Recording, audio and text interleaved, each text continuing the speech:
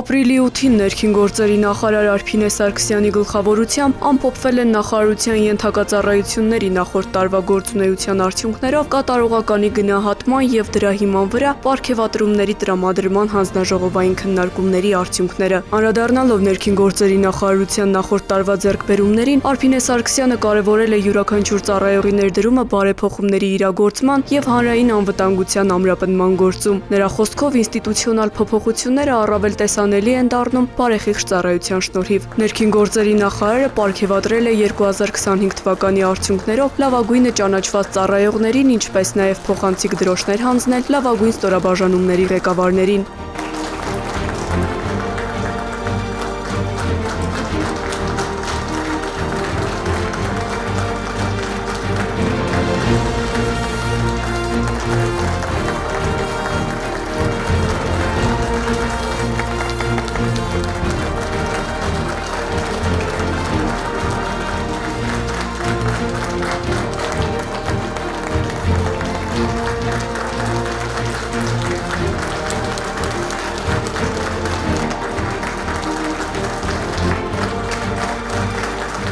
Արփինե Սարգսյանը շնորհավորելով պարգևատրվածներին ընդգծել է, որ պարգևները առաջին հերթին թիմային աշխատանքի արդյունք են, ապա անհատական ձեռքբերում։ Նախարարն ընդգծել է, որ պարգևատրման գործընթացում առաջնորդվել են բացառապես օբյեկտիվության սկզբունքով, տեխնացուների ընտրությունը իրականացվել է հանձնաժողովային ձևաչափով, ապահովելով գնահատման բազմակողմանիությունն ու անկողմնակալությունը։ Նա նշել է, որ պարգևատրումը արժանիքահեն գնահատական է կատարված աշխատանքի համար եւ հույս հայտնել, որ խրախուսանքները կբարձրացնեն ծառայողների մոտիվացիան ի նպաստ համակարգի առավել արդյունավետ եւ կանոնակարգված գործունեության։